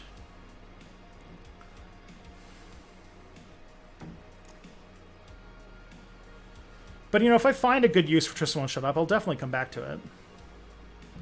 Does that mean that the 7 to 9 video isn't happening? It's happening. It's just on ice. Right now, I'm just super fucking videos. I'm just super fucking busy these days. Making 2 videos a month is a lot of work, it turns out. So I need to find a way to figure out where Tristan Won't Shut Up fits in my sort of production schedule. What are my favorite anarchist books? I really like David Graeber's two big books, Bullshit Jobs and Debt the First 5,000 Years. They're not necessarily books about anarchism, but they have a lot of like the ideas of anarchism built into them. And I think those two books are probably the best ways for understanding why our modern world is exactly the way it is compared to a lot of like the old dead white philosophers. And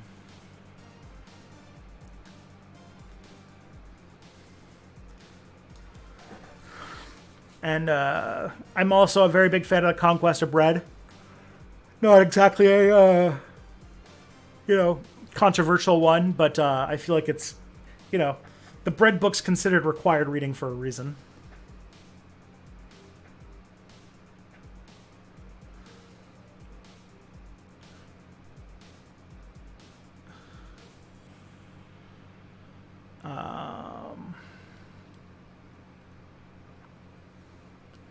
The other thing, too, is that the 709 video would be very well done if it was timed for the release of Picard Season 2.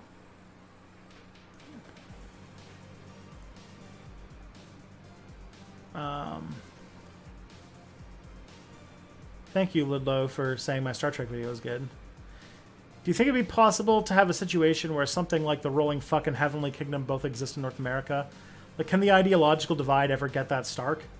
I do think so, especially, like, given how things are now.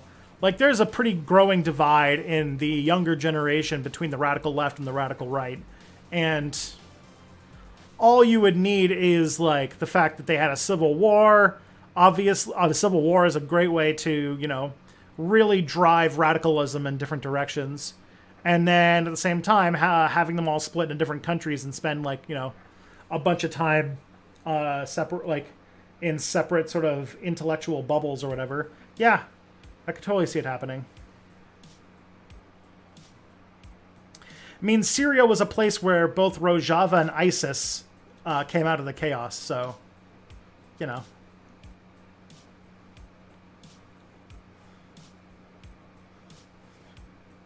Jesus. Does the Anarchist Cookbook actually have anything to do with anarchist principles or any real-world anarchists? No. The Anarchist Cookbook is just a thing for how to make bombs. See, the thing is that when people... Like, this is the thing. Anarchist, before, like, 2015 and 2016, made a whole bunch of new anarchists. The idea of, like, what an anarchist was before, like, the 2010s was just like, it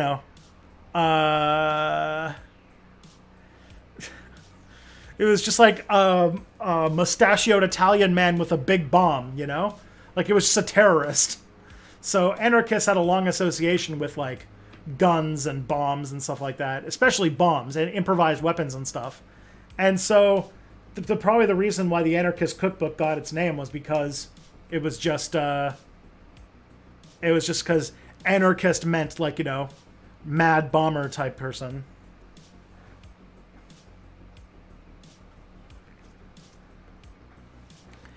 Because, yeah, the Anarchist Cookbook is, like, a very hard book to get your hands on. It's basically a zine that is full of recipes for making explosions. Yeah, you'd think today your mind would go to the Anarchist Cookbook is obviously a vegan recipe book, right? But in the past, what it actually was a book for how to make, like, bombs and explosions and, like, homemade napalm and shit like that. And it is basically, I think it's, like, the only illegal book in America, or one of the few. Like, it's one of those books that, like, you cannot sell in stores for obvious reasons.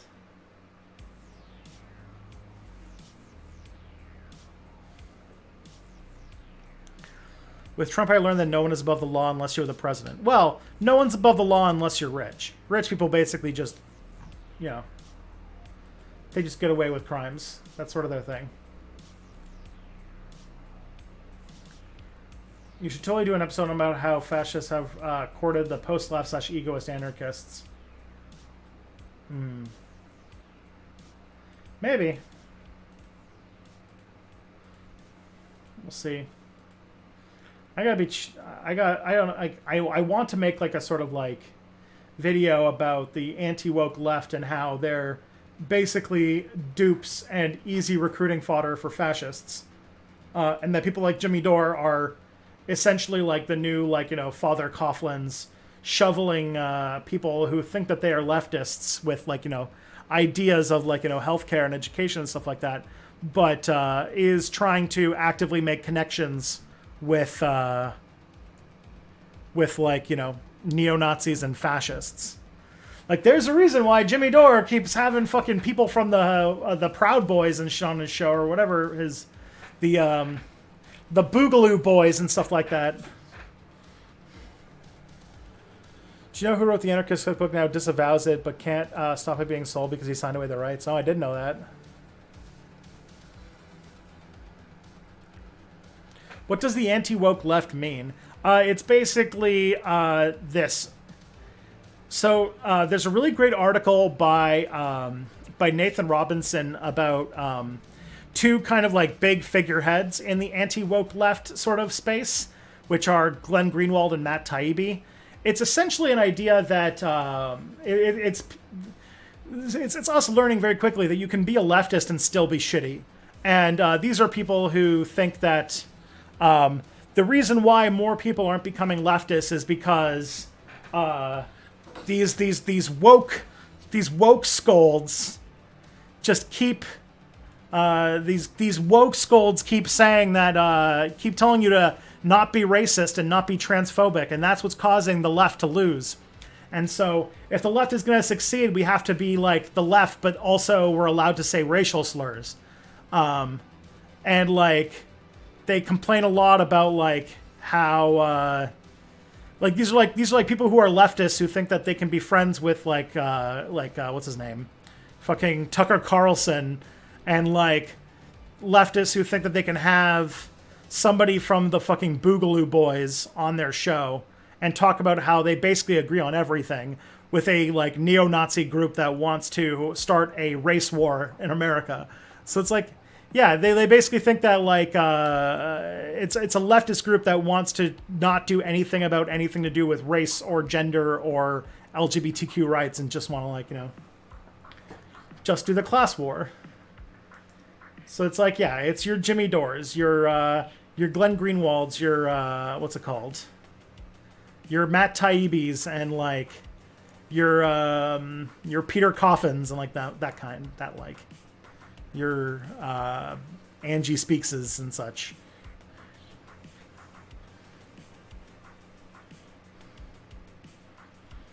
It's a bad move by Nathan J to pick these two to talk about. Taibbi is genuinely not a lefty, and Greenwald does something very specific.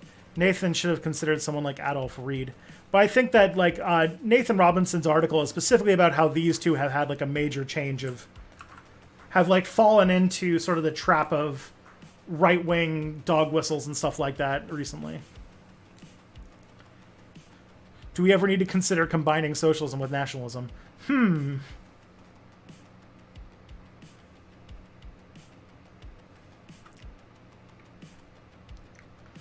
There's basically those people who are just like, what's it called? There's like this picture of like a 4chan post, I think like, really like puts it together, which is like, I just hate liberals. I don't really care about any other policy. And that's like sort of the people.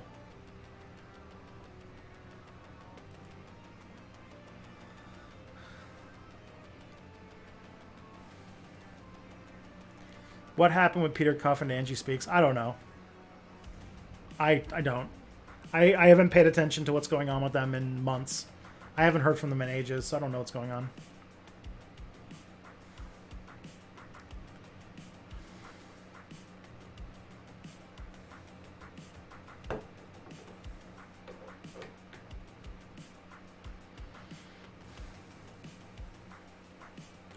But I also think about stuff like how Glenn Greenwald's still like responsible for some of the most important acts of journalism in American history, and at the same time is like Glenn Greenwald's husband is like one of the most high-profile socialist politicians in Brazil. So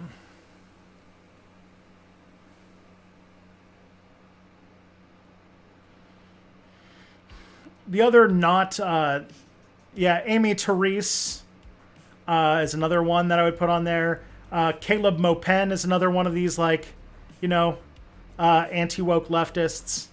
I would even say, like the Red Scare ladies, those hosts.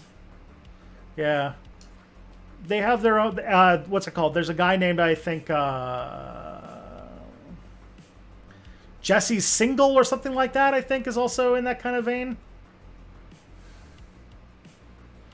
Have I been listening to Play Conversations lately? She got really mad at a liberal podcaster I follow. Oh, no. I haven't been following a lot of podcasts lately, I'll be honest. So just Shoe on Head then, yeah. Thank you for the super chat, by the way. But yeah, Shoe on Head would also fit into this sort of vein of people.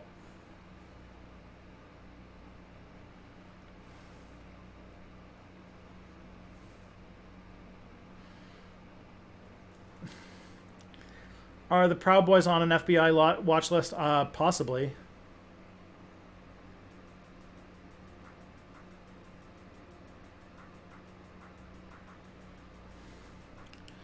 It's making me realize that, in a weird way, this is like a divide between the podcast left and the YouTube left, which is possibly the most cursed thing I've ever said and the most cursed words that have ever been put together in human history. So that's fun.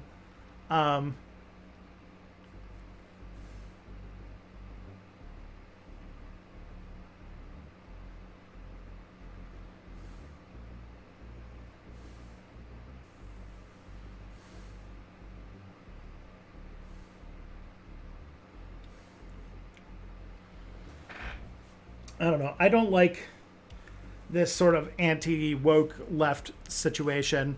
It is ignorant of history. It is counterproductive. It's intentionally alienating towards the working class.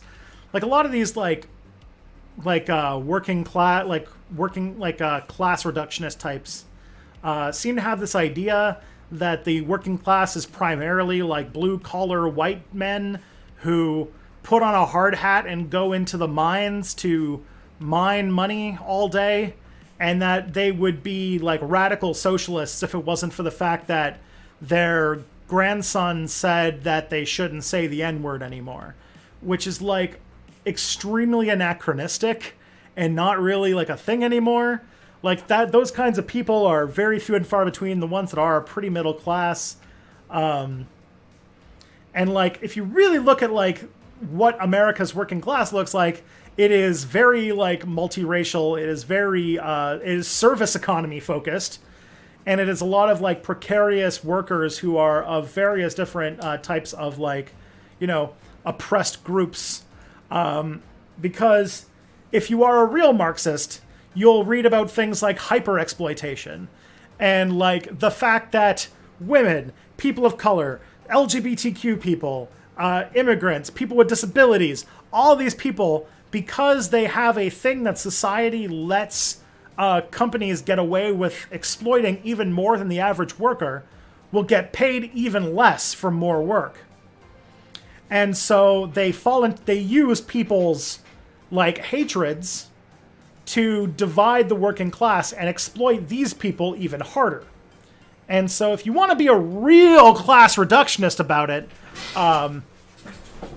being racist or sexist or homophobic is actually counter-revolutionary, because you are intentionally buying into bourgeois propaganda that is designed to divide the working class against each other in order to not see the greater power structures that are keeping us divided. Like, capitalism thrives on racism because capitalism was basically built through slavery, and always use the racial caste system to make a division between the working class and the enslaved class, which is essentially two facets of the working class. Just one is being exploited much harder than the other because of the ideology of racism. And so you really can't get involved without with leftist politics without being anti-racist, without fighting homophobia, without fighting Islamophobia, without fighting transphobia, because these are the working class. These people are being economically exploited, which means that the people who are the worst off, the people who are the working class, are disproportionately these people. Like, there's something very class analysis-y about the idea that there's something very class analysis-y to say about, like, how women make 78 cents for every dollar a man makes, or whatever it is. It is literally showing, like, how much more women are exploited by and the fact that we also don't, like, a lot of the reason why women are exploited in our society is because domestic labor is not considered labor. Like, it's not labor that's compensated. This is why nobody's having children, because, it's a whole thing. On top of, like, other forms of, like, late capitalist exploitation. So, yeah.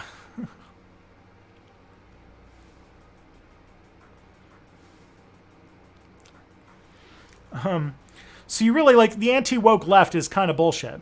Now, I will say, to try and make any sort of defense for them, there is a very pernicious and annoying movement of people who are doing the exploiting of people but know that younger generations are more interested in sort of, civil rights movements and sort of political liberation. And as capitalists do, they always do this. They're trying to use the language of civil rights movements to try and push corporate interests, which is disgusting and weird and is very easy to point out when it happens. But there's, like, a big difference between, like, the person who was trying to push that, black children in inner cities are growing up to become super predators, and this is why you need to give actual fucking children adult sentences for crimes because they're just irredeemable monsters. Then running for president in 2016 and running on this platform that basically, like, you're racist if you don't vote for this person who's worth $500 million and made a good chunk of her political career out of the demonizing of black people in the inner city. Like, like, there is something very annoying about how prominent this sort of, like, liberal exploitation of. It's basically, they're basically exploiting the fact that America has very bad class consciousness in order to try and say that capitalism is somehow for these movements when they are very much not. And you end up in weird situations, like where they were calling people racist if you didn't support an old white man who was one of the authors of the bill that led to mass incarceration. Like, it's like, what the fuck is this? What world do I live in? Why are people so dumb? But that's not a way to be like, oh man, the main problem then is that we have, the left should just let people say racial slurs. Like, it's like, fuck off with that shit. Like, that is not the answer.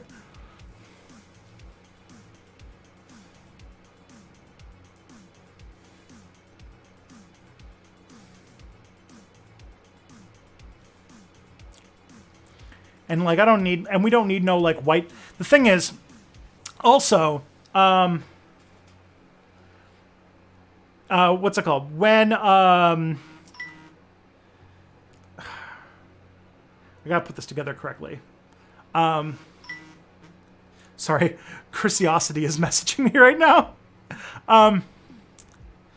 So, I'm trying to put together a thing, and I kind of lost my train of thought.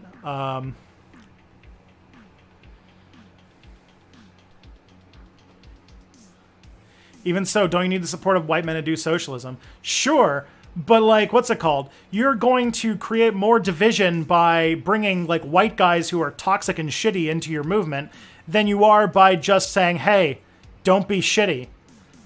Like, I don't know. It doesn't seem like a thing.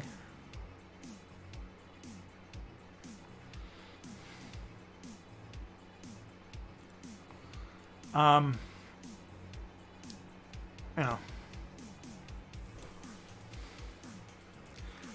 Yeah. A lot of that liberal identity politics stuff is really fucking annoying, but that also people have taken that, interpreted that shallowly to then come to the interpretation that all identity politics is bullshit, which it is very much not. Identity politics is different groups of people basically finding their own personal stake in getting involved in revolutionary and liberational politics. That's all it is. And it's super important, like to get all these different movements going off for whatever issues that they are, involved with, and bring them together. And if anything, liberals will try and co-opt these movements, and you got to fight that. Yeah.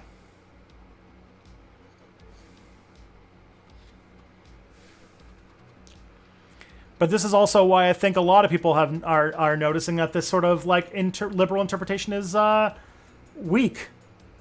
It's flimsy. It's going to fall apart. I don't know how many times the Democrats can pull this thing where they try to consider you, a civil rights crusader for voting for the author of the fucking Brady Bill. It's fine. Don't do that. All right. I just realized it's 9 o'clock. You guys got an extra minute out of me because you guys got me all fired up. So I know. Oh yeah, I remember the last thing I was gonna say. I'll say this and then I'll round up the show, which is one of the things that people who are working into all the people who are working with studying the far right. If you listen to podcasts like I Don't Speak German. And you start talking to people who spend a lot of time in far right spaces, trying to keep tabs on the kinds of things they're doing. After the 2020 election, their sort of next step is to try and push for red-brown alliances and trying to make common cause with disaffected leftists who are mad at the Democratic Party and liberals for fucking them over. And people like Jimmy Dore are starting to be the people who build the bridges between those two movements and are trying to encourage people to make common cause with fascists. And I feel like this surge in interest in the anti-woke left is this sort of red-brown alliance talk kind of coming into action. And that's super fucking terrifying and needs to be fighting anti-woke leftists to me is anti-fascist praxis. That's me. That's my hot take of the night. Okay. So now we should raid somebody. Let's raid Dimitri. Everyone likes Dimitri. Dimitri is a friend of mine who runs a YouTube channel called Kadak Gaming. Really fun guy, knows basically anything about technology, and is the person I go to for all of the stuff that I anytime I need to buy a new technology thing or I need to buy an upgrade. This guy is fucking great. He's one of my BFFs. He's the nicest human being you'll ever meet, and I want to get him more attention. So we're gonna start a raid. But yeah, you guys, it's been a great week. I'll be back on Monday. Take care of yourselves. Take care of each other. Hopefully there'll be a new video soon, in the next few days. So, bye.